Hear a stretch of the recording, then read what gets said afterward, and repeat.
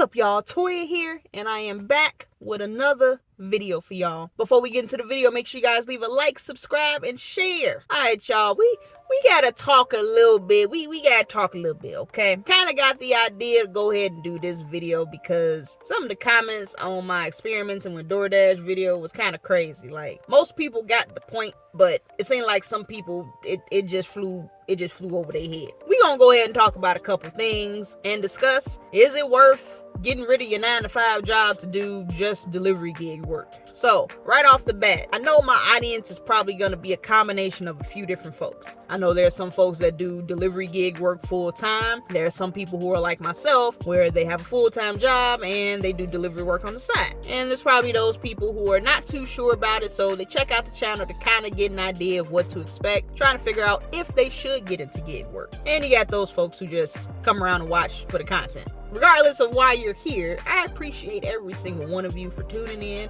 on all of my videos. But regardless for the reason why you are here, we need to talk about how really worth it is it to do gig work versus having a 9-to-5 job. So like I said before, there's a couple comments where I'm like, really y'all kind of, But first comment, let's talk about it, okay? If you're gonna complain, go get a W-2 job. Well, one, you're assuming I don't have a full-time job already, and like I said before, I've mentioned it a couple times, but yes, I do have a full-time job that I work, and I do this gig work on the side as, extra income. Now, let's be completely realistic here, and this isn't to like stir up anything or nothing like that. How many people here, by a show of hands, actually can say that they enjoy their 9-to-5 job? Show of hands. Anybody? There may be a couple people who raise their hands, but I'm pretty sure most of us are kind of stuck in that, well, I need to go ahead and pay my bills, so I'm gonna go ahead and stick it out and, I gotta get a job, right? Bills gotta get paid, so I'm gonna do what I gotta do to go ahead and take care of my family, right? Cool. Each side, whether you have a 9-to-5 job or you're doing gig work, it has its pros and cons. And look, we've all been here before where we complain about our job. We're like, man, I can't stand such and such. I can't believe they doing this. They not paying me enough. It's the same stuff both ways. You're going to complain about your 9-to-5. You're going to complain about the delivery gigs. I do both. I ain't even going to hold you up. So, like I said, each of them has its pros and cons, and you honestly just got to weigh out like which is going to work better for your situation. I know some folks that do just gig work as a full-time job. Like, I literally know a guy that does ride share, and that's his job because he doesn't want to work for anybody. And kudos to him, because I don't want to have random people in my car. So that's one reason I do not do ride share. I will always and forever stick to just regular delivery gigs. I don't want people in my car. Again, everybody's financial situation is different. You might be able to go ahead and work off of just doing delivery gigs and only do DoorDash, only do Amazon Flex. I know there's plenty of people that probably do this on a regular basis. That is their job. They thrive off of it. They're making enough money to support themselves, support their family, whoever they need to support. They're making it work. And that's perfectly fine. There's nothing wrong with that. But then again, on the other side, you may not be able to bring in enough to literally support your entire family just off doing delivery gigs. So yeah, you might have to go ahead and get a 9-to-5, and sometimes that may not even be enough. So you end up picking up a gig on the side here and there. And it, like I said, everybody's situation is different. So now, I feel like this is something that a lot of people don't talk about when it comes to doing delivery gigs. It's the fact that you have a lot of expenses that you are solely responsible for because you don't have another company to take care of that for you. So other than just maintenance of your vehicle and putting in gas, you're going to have to get your own health insurance. You're going to have to pay taxes, which brings me to my second comment. This individual claims that they made $5,000 a month from DoorDash. I'm going to just leave that there for a second. How many people honestly believe that's true? Let's just say for the purposes that it is, first of all, kind of a weird flex because, the whole point of the video was to just show people like the shady practices that DoorDash does. And you're just saying, hey, I make $5,000 from them. I ain't got a problem with them. Okay. That's cool. I'm not trying to say everybody's experience with DoorDash is terrible. You might have a great relationship with DoorDash. But if you look at the comment section, I'm pretty sure a lot of people are more so agreeing than disagreeing that DoorDash has had some fairly shady practices and they've experienced it firsthand. I don't understand the point of coming in and saying how much money you make from them because, you know, are you sponsored by them? Are they giving you an extra check or something? But I digress. Let me get back on topic. No, the whole thing of saying like, all right, I made $5,000 from DoorDash. That's cool. And like I said, honestly, I find that to be capped because even if you were making the full $25 an hour that they advertise, you would still have to do more than 40 hours a week. First of all, like I said, I highly doubt that it's 5K.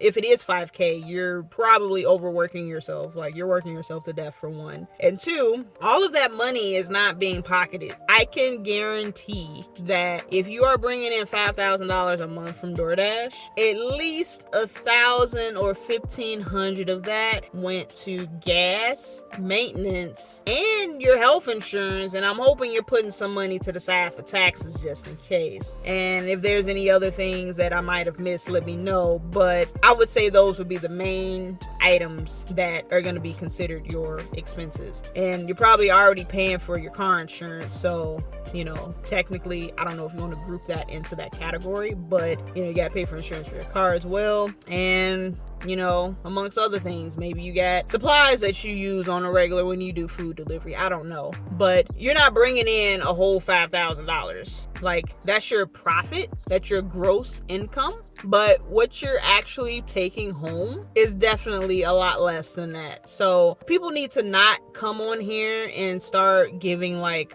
false hope to some people, because that's exactly what some of these companies do. They say you can make up to this amount of money, and 9 times out of 10 you're going to be on the lower end of it. And you know, you're like, oh well, such and such, they said on their video they can make this amount of money. And it's like, yeah, it's potential, but there's no guarantee. It's like you're literally spreading not necessarily false information, but you're overhyping it to the point where it's like it's over exaggerated. I'll put it that way. And yeah, so like when I go ahead and give you guys information on these apps, I'm being completely transparent with you and letting you know, like, hey, this is worth it. Hey, it's not worth it. You know, I want you to see the ins and the outs of all of these apps, like the good and the bad. Because if I'm just showing you all the good, you're going to be like, wow, you know, it's great out here. Like, I could be doing that. And then you go ahead and sign up for it, and it's like not what I expected. And granted, some of the gigs, they may perform better or worse depending on where you're located. So something that might work great for me in my area may not work great in your area, and vice versa. It just kind of depends. And that's why I always say in my videos, if you notice, I always say in my area,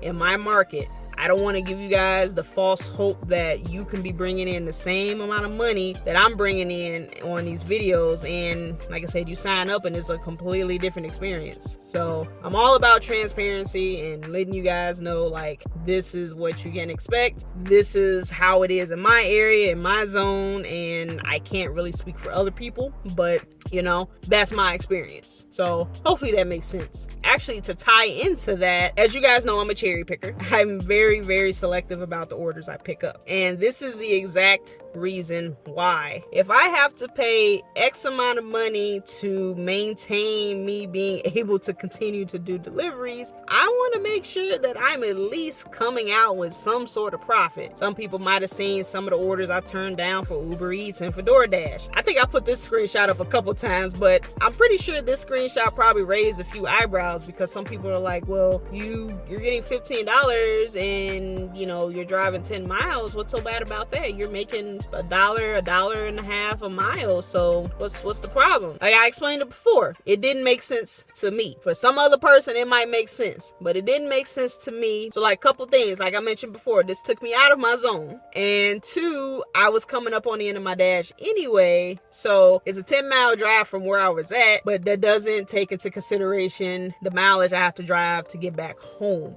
That would have been an additional like 20 miles if I'm going this way. So I'm already like 10 miles from home. So I go out another 10 miles. Now I'm 20 miles from home. And now you see why it doesn't really make sense, because I am trying to make my drives as profitable as possible. I cherry pick like crazy, and some people may look at me and be like, yo, why are you this way? Just take the order. Why are you complaining? Just do the job. Like, no, it is not that simple. It is not that simple. You have to weigh out all the pros and the cons, take into consideration how much mileage you're putting on your car. The other thing I forgot to mention before I go, shout out to Jerome on Cars and Cribs, because honestly, he's the main one that kind of made me decide to make a channel. Like, I've had other people like tell me, oh, you should do a channel, you should do a channel. Because I've been doing delivery gigs since like September, November, and I just did it for the money. Like, literally, I'm just trying to go ahead and get some extra money in my pocket. And I stumbled upon his channel, and I'm like, this is dope. That's how I actually discovered Roadie. I discovered Roadie through his channel, and I started doing Roadie myself, and I stumbled upon Delivered, and like I said, there's a few other apps I've signed up for that he's using. I'm still on the wait list. But yeah, shout out to him, because I honestly was considering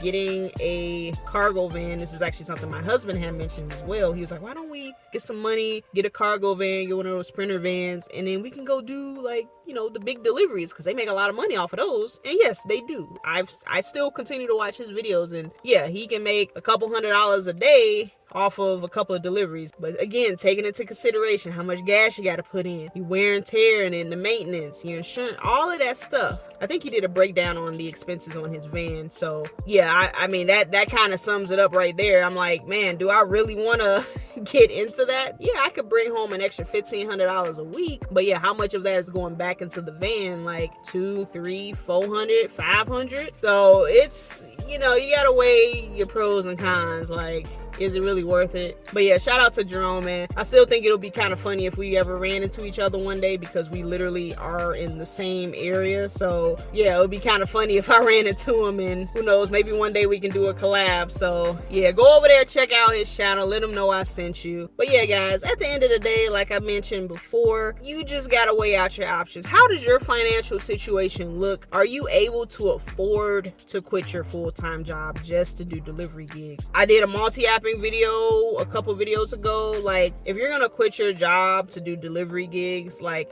you have to do multi-apping, because like I mentioned in that video, you might have a slow period and money isn't coming in as consistently as it was. And if you're only relying on that one gig, so say for instance you're doing Amazon Flex, okay, let's just say you bring in 1,000 flat a week, okay, you bring home $1,000. Say for instance, maybe the warehouse is starting to slow down on orders. Maybe people aren't ordering as many items anymore, and maybe you're not able to pick up as many blocks as you were before. So you go from 1,000 a week to 900 a week, and then a couple weeks later you're going down to 800 a week, and your money is starting to decline, and you're like, man, I gotta, you know, kind of branch out a little bit. So maybe you go to another warehouse or something. Maybe you decide, you know, I'm gonna pick up DoorDash, you know, and that's fine. You can do whatever makes sense for you. But yeah, honestly, multi-apping, you have to do it if you're gonna make delivery gig work your full-time job. But yeah, that's pretty much all I got for you guys. Yeah, let me know what you guys think in the comments. Do you think quitting your full-time job to do gig work is worth it? All right, y'all, that's all I got for this video. I'm gonna go ahead and get up out of here. I hope you guys enjoyed this video. I'll catch you guys on the next one, and as always, stay safe out there and keep grinding.